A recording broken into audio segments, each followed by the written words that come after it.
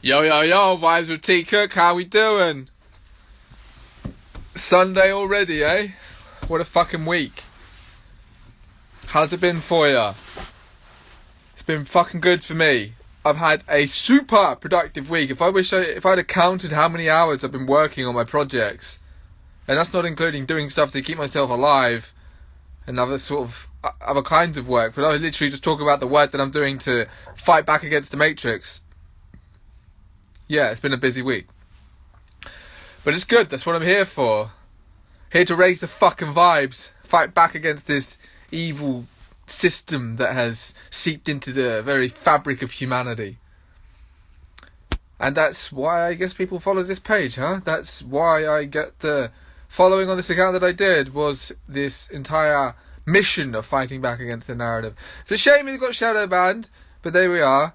That's Instagram. Maybe, just maybe, with the recent turnaround at Twitter, it's going to spill over into the other social media platforms. We can hope. We can see. I'm not holding my breath in that regard, but we'll see, right? Twitter, also, I'm going to cover Twitter quite a bit this stream. It's becoming quite the interesting place. I'm very curious to see how that's going to progress. But also, just to start off with, this G20 bullshit. This seems so desperate. Like, no one gives a fuck about COVID anymore. No one cares. And you look at the uptake in the jabs here in the UK. Every next one, millions upon millions of people are not going for it.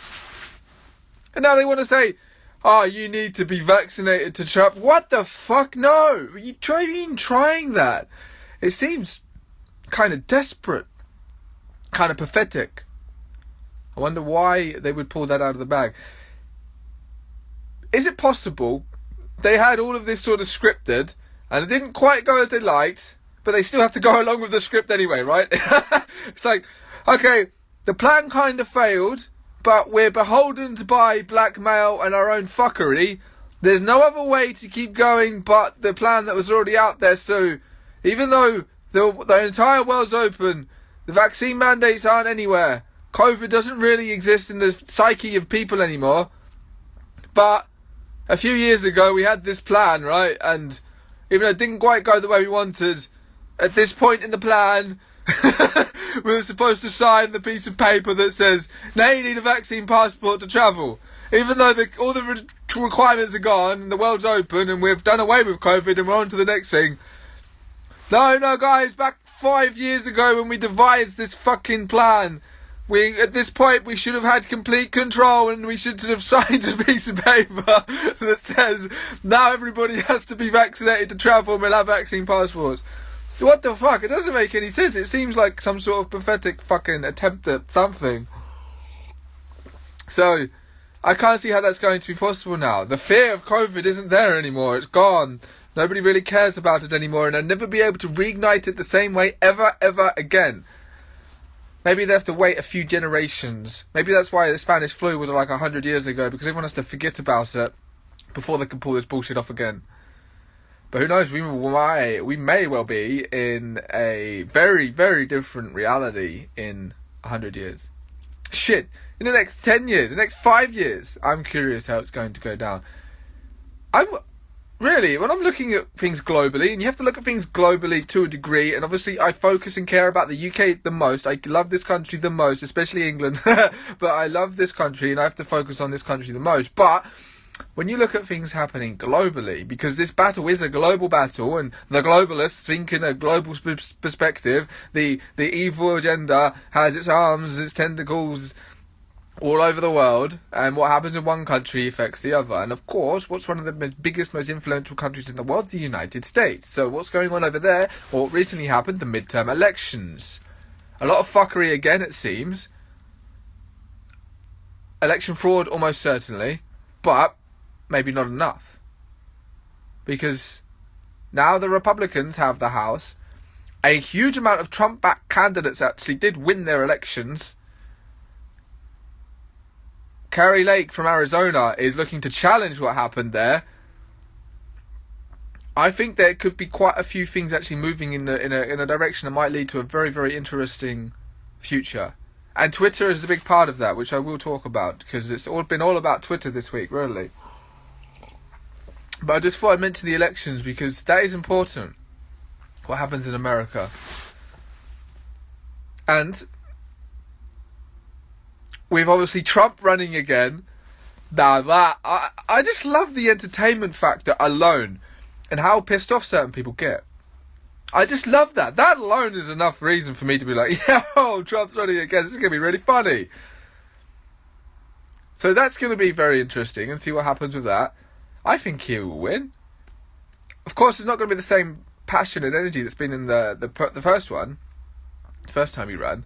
And the second time was a bit different. He was already in the White House, but, you know. But I do think this energy could be rekindled, and it kind of is being rekindled this week, especially on Twitter. But before I get into Twitter, I'd like to talk about my recent podcast episode that I released. Episode 20. If you haven't seen them yet, I've got 20 episodes now on the Open One podcast, and you can watch all of them on my website for free. All of the shows at traviscook.uk/podcast. Someone's joining from Iran. Hi, Zara. So, 20 episodes. Each one is a goldmine of information, if I do say so myself. 18 of them I've had guests, sometimes more than one. The other 2 I've done myself, and both of those podcasts that I've done on my own are hugely valuable, I'd say. The water podcast, I'm sharing all of my information and revelations about water, and how I built up this body and this mind that can actually detect the quality of water. How many of you can do that? How many people on this fucking planet can drink water and know how good it is by how their body reacts, because they know their body that well and they've built up this sensitivity from body-mind practices and knowledge of self? I'm not saying it's actually a good thing, honestly, because it is an amazing talent, but also a hindrance, because it makes you susceptible to water. So it has to be the very fucking best, and the very fucking best is Volvic. But then it gets even worse, because Volvic had different quality water bottles, and there's only one of the 4 different kinds of water bottle that Volvic have that's actually good, and isn't too thin and flimsy, and is most certainly leaking, I don't know, whatever, plastic shit into it. That's the Water Podcast, episode 10. You can go check that out if you want. Just me talking about water for over half an hour. How many people can talk about water for over half an hour and have it actually be, like, kind of interesting? It isn't just about how lakes flow. It's about actually the quality of water and how it impacts us spiritually, and how I've developed this detection mechanism inside of myself. But 99% of people, it doesn't matter as much. Then there are a small contingent of people who actually want to, because they actually want to have a healthy body, but they might not be instantly affected by drinking negative or shit water. So that's the Open One podcast. Episode 17, the one where I'd done on my own again, was me recapitulating an article that I wrote in 2017 about raising your vibration. And it gives a very, very brief overview on spiritual evolution and the different, the mental, physical, emotional, spiritual. That's what constitutes our vibe. That's how we grow and evolve and develop. And the representation of that is our energy field, is our aura. That is what attracts things into our life. That is what has an impact on our mind and the actions that we take. So that's just 2 episodes on my own that are very, very interesting. The other 18 episodes, because it's 20 episodes now, and I've been doing it for coming up to a year soon. In a few months, couple months, it'll be a year I first launched this podcast. It's amazing, actually, what happens in a year and how quickly it can go. The other 18 episodes. And I just released episode 20 with Paul Burgess, a mega 2-hour show where we dismantle the COVID con. I'm just so in there. The past 2.5 years have imprinted it in my mind. The climate con. We dismantle it piece by piece over 2 hours. Well, I say Paul mainly dismantles it. I'm just there as the encourager, the interviewer, listening and then taking in all of this very interesting information, and he's presented these slides, and it's all very well presented, and he's done a great job. So big ups to Paul, and I'm getting great feedback from this podcast. People really, really enjoyed it. So we dismantled the climate con piece by piece on a 2-hour mega show, and that's episode 20. Check out the other shows if you haven't already. I will keep doing the podcast. I keep seeming to find all these amazing and interesting people. And some of them I'd like to have on again. They're that interesting and they have that much of an incredible mind or incredible project that they're doing or just whatever it is. There's just, let's have them on again. Why not? But there are so many amazing people in this world that I will have a never-ending repertoire or reservoir to draw human talent from and showcase it on the Open One podcast. Tom Montauk is someone I'd love to get on again. He said he would in a recent email back and forth we had.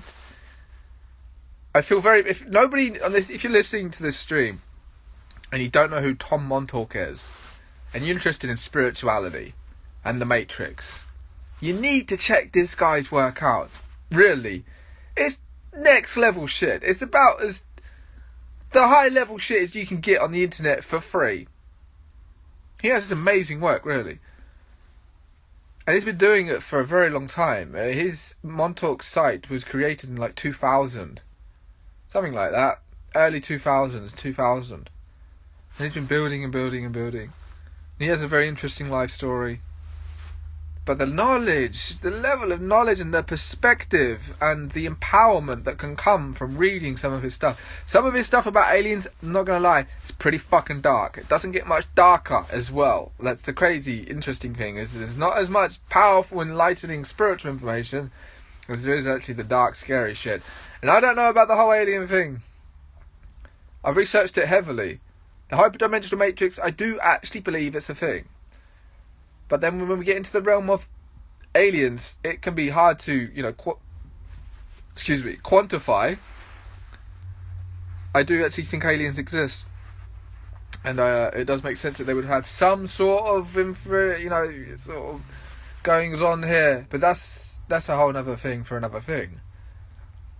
But his work is phenomenal. I'd highly, highly recommend anyone goes and checks out Tom Montauk's work if you want to evolve spiritually, if you want to learn about the Matrix, and if you are kind of interested about the whole alien subject. Oh, we've got a great comment there. I might comment on that in a minute. Thank you for that, though, Denny Me, or however you say your name. That's a really brilliant subject there that definitely needs to be highlighted.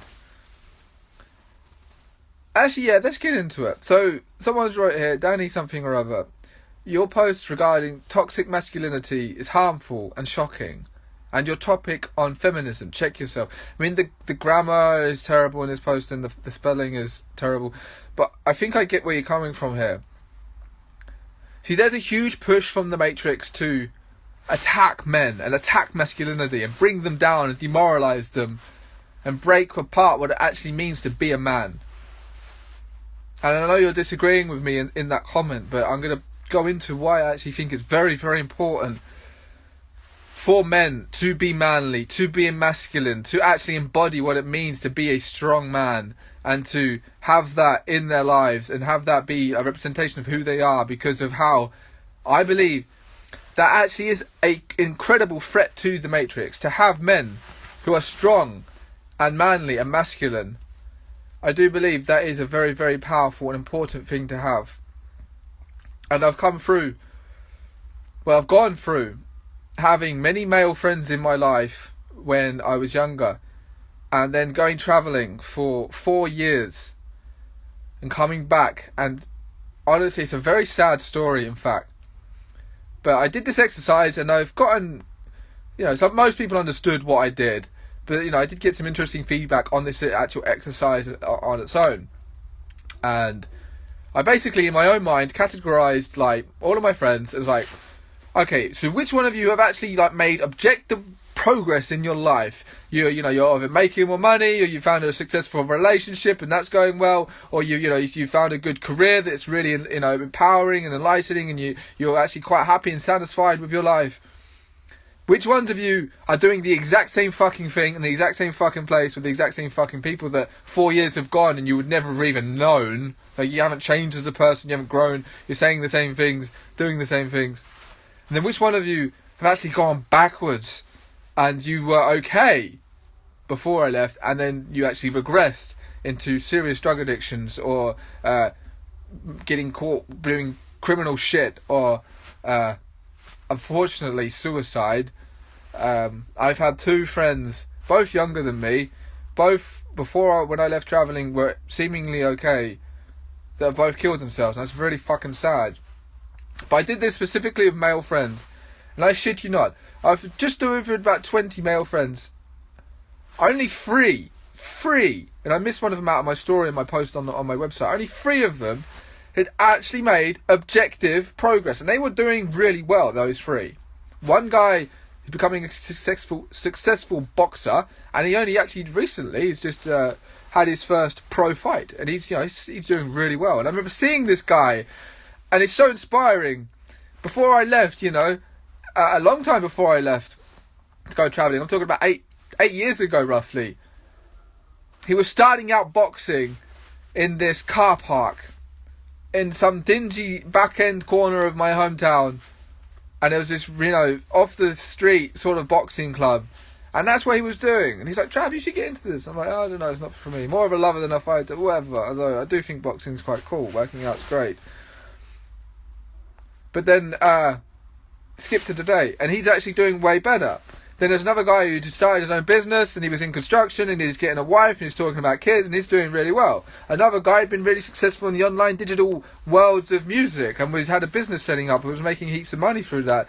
And I remember I was like coaching him through that. That was the first, I guess, life coaching client I ever had, was one of my friends back when we was way younger, and I was telling him all the things that I was learning about online, and I helped him have the confidence to go for his dreams and actually stick at what he was doing on the online music worlds. And I can only take partial credit. I was just coaching him. He had the passion and the drive, and made it all happen.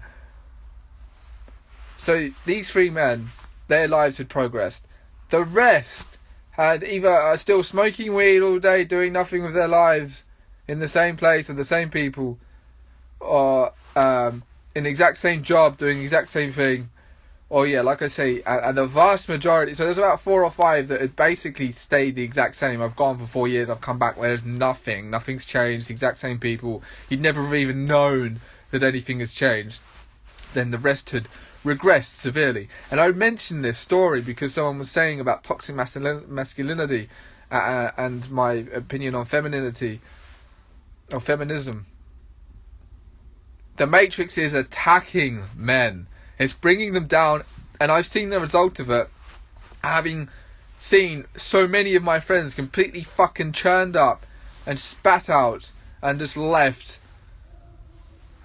And admittedly, a lot of it's their own choices, but still, if maybe it wasn't so soul-crushing, or there was more of a good examples of what it means to actually be a strong, successful man in this world, then maybe their lives wouldn't have fallen apart to the degree that it had, and they'd have had a more successful, happier existence, and wouldn't have fallen into the dark depths of drug addiction or crime or all of this shit.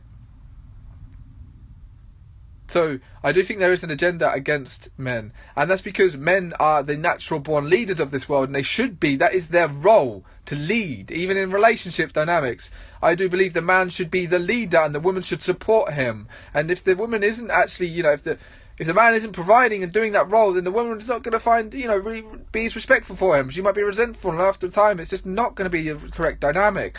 The attraction won't be there. I do think the healthy natural order of things is for the man to lead in a relationship, is for men to lead in general, and I think that's actually a very positive thing. And women can do amazing things that men can't do. But I am a man, and I speak about men, and masculinity. Toxic masculinity was bullshit. That phrase is bullshit. Okay, there are men who are bad people, just as there are women who are bad people. There are bad and good people. That's not up for debate here. But what actually even is things that toxic masculinity? What even is that term trying to quantify? What's toxic about being a strong masculine man? There's not. That's it. In my opinion, being a strong masculine man who can provide and protect for the people around him and is actually a positive force for good, does work and has a mission, and that mission should be, in my opinion, to take down the fucking Matrix control system, then that's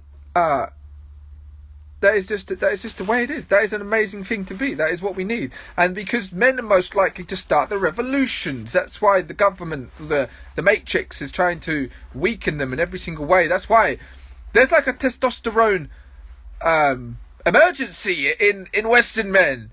Not all of us, thankfully, but in general, it's like dropping a huge amount, like 1% a year or something. I just interviewed an interesting man called Oliver Anwar, who's written a small book about testosterone, and we had a really good show, and I'll be releasing that in a couple of weeks.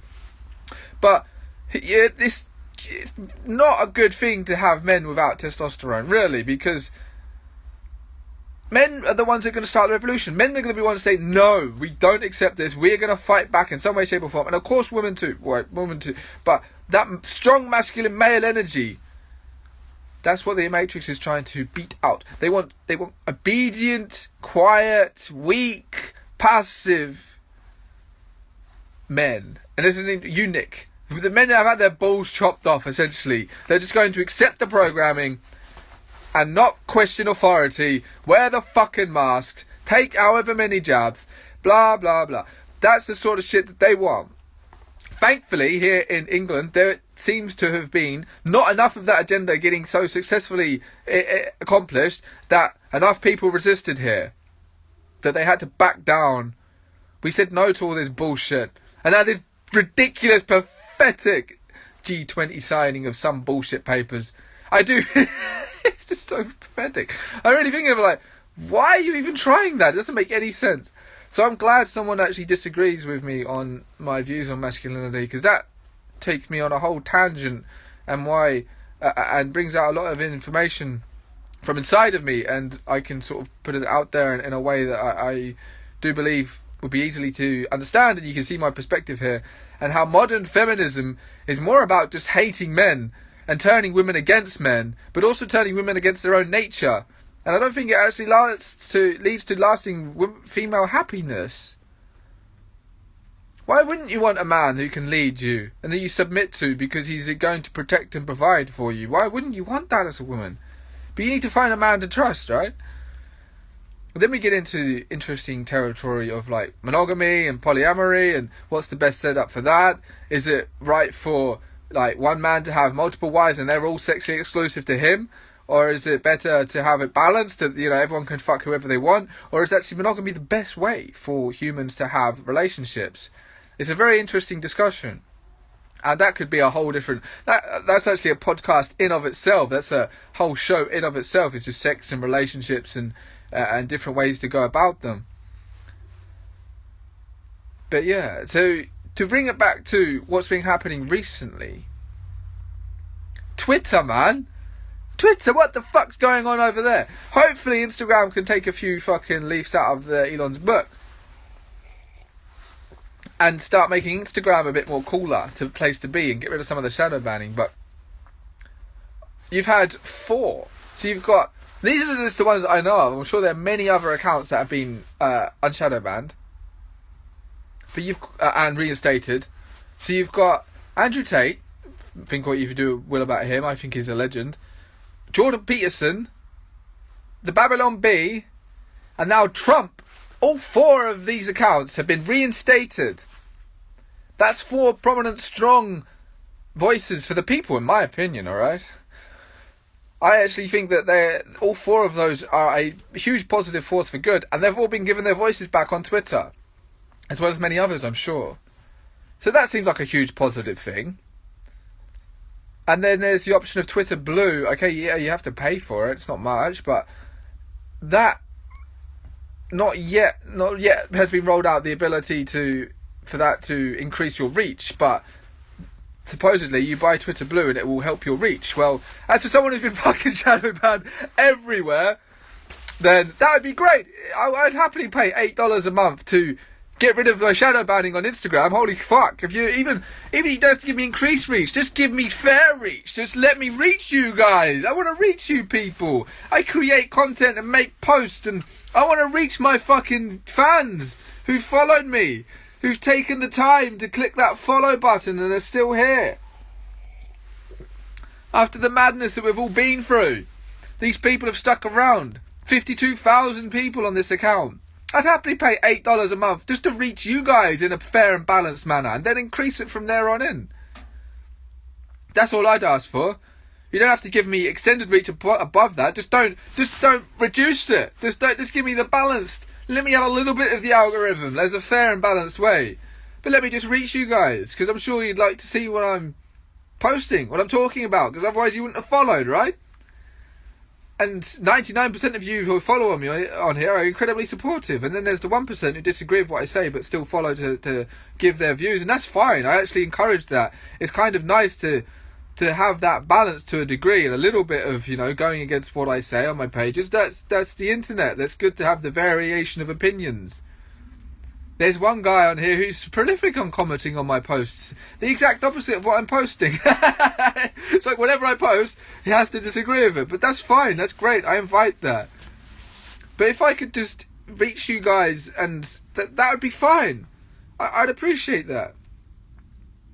I don't have to increase my reach. Just don't decrease it. Just let me have an evil... I actually made a post about this. And I speculate on why shadow banning exists and why they have to censor us. Because if just alone on social media we had an even, balanced playing field, this agenda would be fucked. This entire New World Order, Great Reset, Klaus Schwab, motherfucker bullshit, all of it would be fucked if we just had a level playing field. If they just didn't have to skew the books incredibly in their favour, and anyone who's too much of a threat gets censored or banned or whatever. That's it. That's all you need. The whole house of cards falls down, and the good guys can completely steamroll the evil forces, because you can't match the passion that we have. My days, you cannot match the passion that the good guys have. We're just that strong, and that fortitude of our will and our drive. You can't match it, because guess what? We've got fucking God on our side. You can't beat that shit. You can't beat that shit. So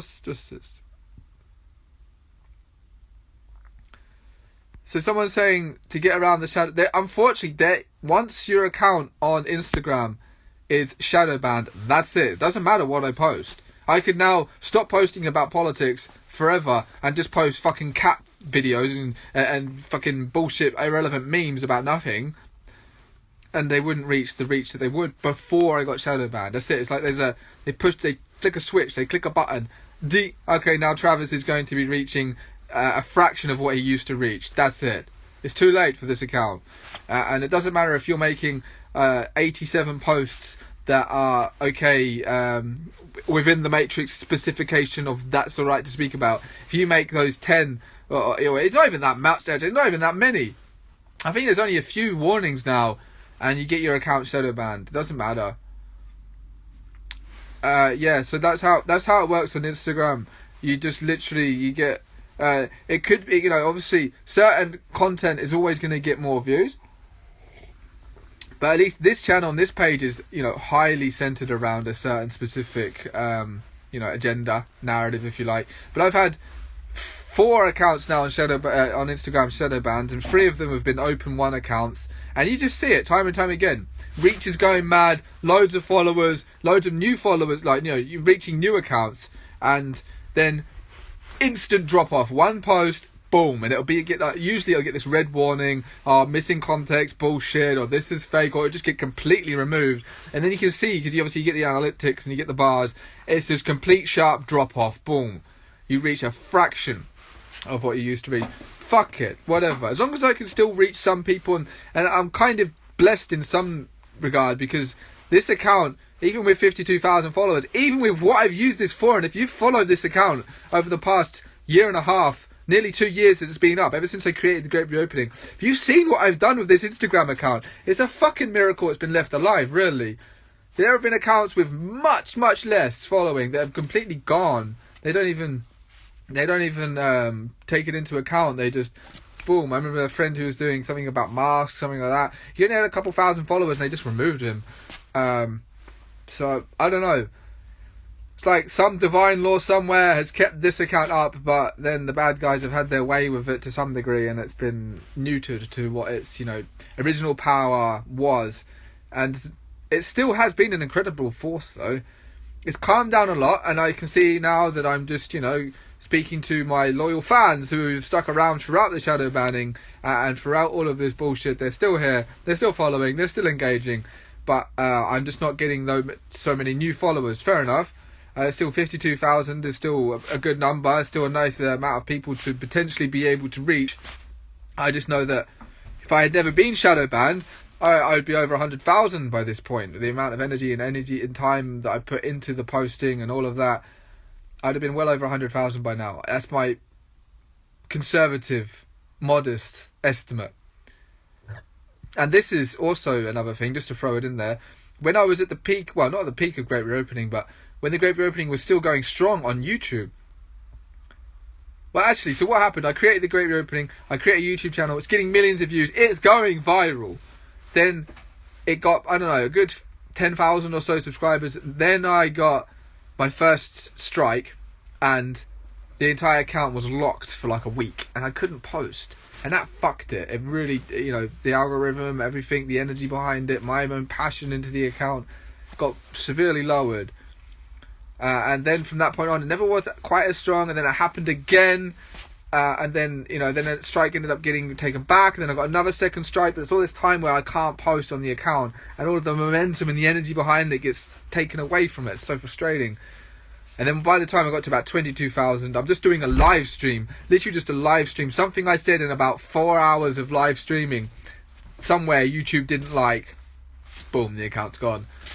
Now, if that had never been censored in any way, if I'd been given a level playing field to fight back against the Matrix on YouTube, I could have, seriously, just on the ad revenue, lived off of that account for the rest of my life. I would have been sorted. I could just post awesome content on YouTube and live like that. That would have been it. But the Matrix had its fucking way. So never mind. I've still kept going. I still will keep going. Literally nothing will stop me on this fight. Because I've been doing this for 10 years anyway. So I've been through it all before. I've had successful Facebook accounts that have been, had their reach decimated. So I've been through it all. Been 10 years. I will keep posting. I don't give a fuck. I will literally just keep posting. I'll literally keep creating content. I will keep fighting back against this Matrix until I've either died or we've completely destroyed it in some sort of way. That's basically it. And I'm only 28 now. I think I've got a good few decades left in me. Let's see, I can make it to 80 or 90. But even at 90, I could be sitting there in my fucking rocking chair doing this, making a live. So I'll be doing this till I'm dead. But there's like three major ways. Like, I'll be satisfied if I get to the end of my life if we've either won in some way, or I've created a successful and powerful way to help people transcend this Matrix. And it could just be by sharing empowering information and distributing knowledge and helping people become the best versions of themselves, but also through continuation of being exposed to high vibe material and high vibe vibes, and just feeling the passion and the energy through my words that I've created and built up for all this time that I've spent working on myself and getting close to God and doing meditation and embodying a higher vibe state and perspective. Then if I've just got to my deathbed and I'm like, yeah, I've created a path for more people to easily be able to transcend the Matrix, then that's cool. That's fine. That is job fucking done. I can die in peace. Or I just die. But I still think I've got some good few decades left in me. So I will keep posting. You keep following me. You won't be disappointed if you want to keep hearing about alternative perspectives to the mainstream media. If you want to keep hearing about empowerment and spirituality and how to be the best human, but also how to connect to God, how to find your purpose, how to do things like affirmations and meditations, all things about yoga and qigong. And if you want to hear about relating to other people and the best ways to go about human interactions, if you want to hear about the occult forces and the hyperdimensional matrix, all of these things I am here to bring forth. There's a huge repertoire, and I'm working on some really, really cool stuff and some more longer term projects, because if you've been following me, you see that I do the short form videos, like a minute or even Medium's form now is about 3 minutes. If you follow my personal account, Travis Cook UK, I'll just write that in there, because that account isn't shadow banned yet, and I'll do my absolute best to keep it unshadow banned. I post, like 3-minute videos on there sometimes, and that is the medium form content. That's where I post that sort of stuff. That isn't shadow banned right now, so you can follow me on there if you haven't already. Follow my personal account, and I post like 3-minute videos on there. But I'm going to keep going, and I do have very, very good. And I've got some more exciting stuff coming in the future. So I have long-term plans, and anybody listening, you should have long-term goals of what you want to achieve here on this planet, in this world. And I've got some really cool stuff that I'm really excited to bring to the community, but it's going to take some time. It's going to take months, if not years, of building up. Well, it depends on the project. I've got some projects that could be released by the end of this year. I've got other projects that might take at least another year to complete. So it might be like around springtime of 2024, I launch something that's really, really cool. And it's all centered around helping people. I just want to help people spiritually evolve, really. That is my main reason for being here. I took a diving back into activism because that was emergency mode situation. That was what was needed and required from me, was to lead the activist movement here in the UK. And I wasn't the only leader, but I was a very, very important, pivotal leader of what's going on here. And that's why I had to, go into activism, and that's how most people following this page would have found out about me. But if you knew me before, you knew I was into spirituality, and I had my time as an activist back in like 2013. But then, I realised that spirituality and spiritual evolution and personal development and being the best that we can be is actually how we beat this matrix in the long term. That's what we need. But then I went into activism for a while to fight back and defeat the COVID mandates. But now that they're done away with, it's back to spirituality. It's back to personal development. It's becoming the very best human that we could be, so that we, in many ways, raise the vibes here, not even just through our actions, but through our passive being of energy. So that is that's why I'm here. But also it's dissemination of information, and that's why I've got the Open One podcast, and that's why Paul Burgess. So someone's wrote in the chat, what's your opinion about electricity blackouts? So if you go to the Open One podcast and you look at the most recent interview I did with Paul Burgess, we go for nearly 2 hours and we speak about every single aspect of the climate con. Well, not every single one, but we dismantle a huge part of it piece by piece. We mention the electricity blackouts. Yes, this is a very possible thing that could happen. But only because of the ridiculous mismanagement of our energy systems. It doesn't actually need to be a thing that's even on the table in this society with our current level of technology. It really doesn't. We with this level of technology that we have could have hugely abundant energy. And well, what you've got to think about is the current push to try and power things from renewables, so-called renewables, when other things might be just a lot better, so-called green technology. What happens when the wind stops? And you got wind turbines. Imagine, hypothetically, even though I think it's actually kind of impossible for industry and the way of life that we have, that everything was powered by wind power and there was nothing else. Alright, great. Some fucking leftist green fantasy, Greta Thunberg, has achieved her fucking bullshit agenda, and the UK is 100% powered by the wind. One day, the wind stops. Oh, fuck! Now what do we do? Now what do we fucking do? It's 4 o'clock in the afternoon, everyone's coming back from work and school, and they want to cook food, and it's fucking middle of winter, it's like the 29th of December, and everyone's cold, and they want to put the heating on, put the lights on, and boil the fucking kettle and cook the food. But the fucking wind has stopped! What the fuck do we do? I don't know, we're fucked. So, that's, I think, a big part of it, is the ridiculous push for so-called bullshit green energies. So, and then someone else is writing, we all need to go cut the power off from the elites.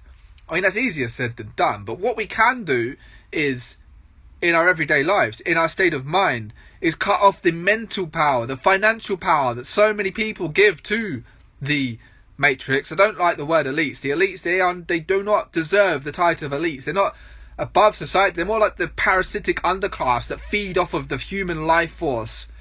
The term elites, who do you think actually coined the term elites? Who do you think coined that term? Do you think it was them? Fuck that. They're not elites. They're the parasitic underclass matrix siphoning energy system. So what we need to do is, what we can do is, instead of maybe going to their houses and cutting their power lines, is cut off their our mental and financial energy that we give to them. Spend your money locally. Spend your money to people that you actually know who they are, and they actually are like a business that you can know and support, and you can see the people and you know who they are.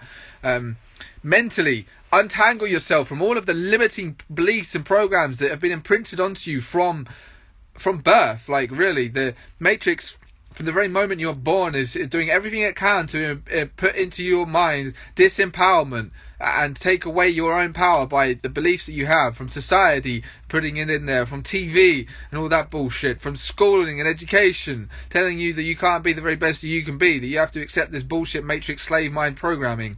That's how you cut the power off. The power is in here. It's in your mind. It's what you're thinking about. It's what your actions then become from, the actions that actually happen through your being because of your thoughts. That is the power that we give to people. It's not only just through the financial debt system, the slavery of taxation, which is bullshit. It's the mental game. It's believing in the matrix programming. It's believing in this bullshit, believing in the lies. That gives them power. And if we think that they have the power, then they have the power. But they don't have the power. We have the power. The people have the power. And that's why I'm so big about personal development and spiritual evolution, because if people personally develop and they spiritually evolve and they become more empowered, they take better care of themselves, they create good habits and routines and get a good belief system ingrained in their mind, they're much, much harder to control. In fact, they're near impossible to control. That's why now, and for the recent history and before the activist push, I've been so much about empowerment and spirituality and personally developing a connection to God and becoming the very best that we can be. That's why I have my website now geared up towards that. Okay, I still do give coverage on world events, but I'm creating meditations that are there to open your heart, or I've got some really cool articles on there that are about empowerment and different aspects of spirituality. That is to help people become the best they can be. That's why I'm going to have an upcoming podcast. It's going to be about meditation. And I've got loads of other really cool longer term projects. So if you stick around, you will not be disappointed, I assure you. So someone's wrote in the chat, I love supporting local businesses, but they are expensive compared to supermarkets. So there's a reason that supermarkets are so cheap, right? You do understand how they do that and how it's, buying on bulk and all of that, but they have, they've positioned themselves into, but then they give, less of that goes to the actual farmers, and Tesco sort of rips off the farmers. So this is where we need to get financially empowered, that it doesn't matter if, your local health food shop or your butcher's is charging a little bit more because you can afford it, but then you actually see that by circulating this money in your local economy, it benefits you. You know what I mean? If you have some sort of service and product and you give money to someone else in your local community for their service and product, and they are a little bit more wealthier, then they have a bit more of a spending power, then they're going to spend that in their, and if they spend that in their local community on something else, it creates this flow of money, which is very, very important. It's like the velocity of money circulating in an economy. That's actually very powerful. So that's one thing we can do. And personally, I don't think there's anything more important to be spending on than high quality food. I don't shop at Tesco anymore. I mean, if I'm in a pinch somewhere else, whatever. But yeah, I shop at high quality food stores wherever I can. Butchers, I get all my meat from the butchers. Because the shit you eat is so important. It fuels your mind, it fuels your body, and you feel better when you eat better. And, there's one day I'll be able to afford eating completely organic. I'm not quite there yet, but I can afford to at least eat the very best quality that I can afford. I get all my meat from the butcher, so that's I think getting high quality meat is the first priority in your hierarchy of food.